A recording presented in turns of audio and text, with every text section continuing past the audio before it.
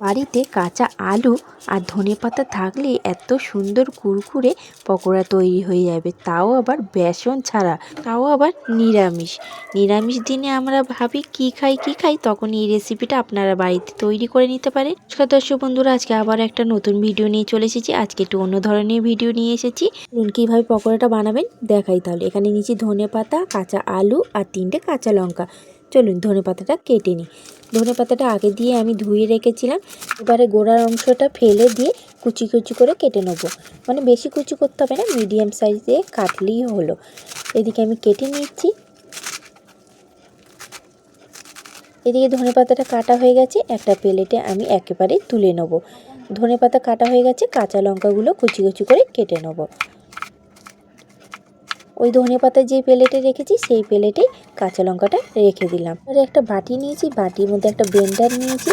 এইরকম আলুটা ঘষে নিতে হবে। বাড়িতে হুট করে কোনো অতিথি কিংবা বিকালে আপনারই কিছু মুখরোচক খেতে ইচ্ছা হচ্ছে, তখন আপনি এই পকোড়াটা বানিয়ে খেতে পারেন। খেতে কিন্তু খুবই ভালো লাগে আর খুব কম সময় এই পকোড়াটা তৈরি হয়ে যায়।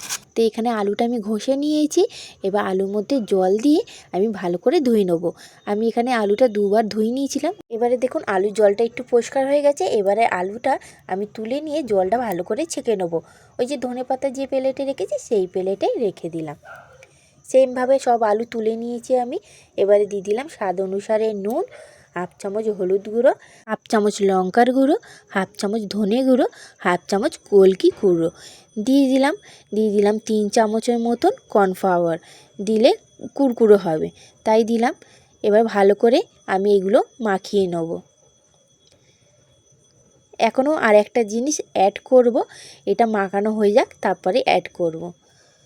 এই পকোড়াটা করার জন্য কোনো বেসন লাগে না, বেসন ছাড়াই খুব সুন্দর এই পকোড়াটা তৈরি হয়ে যায়। দিয়ে দিলাম আমি 2 চামচের মতন ময়দা। আপনারা আটাও ব্যবহার করতে পারেন, আমি এখানে ময়দা ব্যবহার করলাম। ময়দাটাকে ভালো করে মাখিয়ে নিয়েছি। চলুন মাখানো হয়ে গেছে, এবার পকোড়ার দিকে যাওয়া যাক। এখানে পকোড়া করার জন্য একটা কড়া নিয়েছি, কড়ার মধ্যে দিয়ে দিলাম সাদা তেল। যেটুকু ভাজতে লাগবে তাই সেইটুকুই নিয়েছি। এবার তেলটা গরম হয়ে গেলে এক এক করে পকোড়া আমি দিয়ে দিলাম। আমি এখানে চ্যাপ্টা মতন পকোড়া করেছি, আপনারা চাইলে গোলও করতে পারেন। আমার চ্যানেলে নতুন বন্ধু, পুরনো বন্ধু সবাইকে স্বাগতম। সবাইকে অনেক ভালোবাসা। আমাকেও একটুখানি ভালোবাসা দেবেন আর আমার পাশে থাকবেন। আর আমি ঘরোয়া কিছু উপকরণ দিয়ে ভিডিও বানাই খুব সিম্পলভাবে।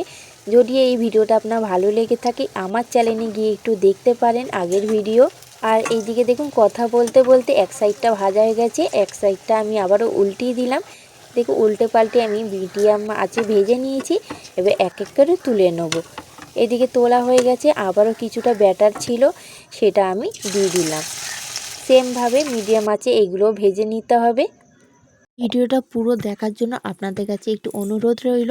পুরোটা দেখলে আপনারা বুঝতে পারবেন যে কিভাবে পকোড়াটা তৈরি করতে হবে।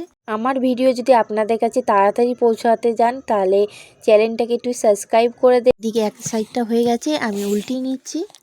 বিকালের টিফিনের সময় কিংবা নিরামিষ দিনে বানিয়ে খেতে পারেন, খুব কম সময় তৈরি হয়ে যায় কিন্তু খেতে দারুণ হয়।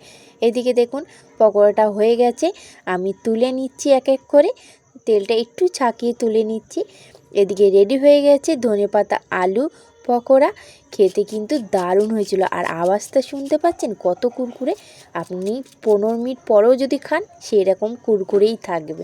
আর ভেতরের দেখুন পুরো পারফেক্ট সেদ্ধ হয়ে গেছে আলুগুলো, আর খেতে দুর্দান্ত হয়েছিল।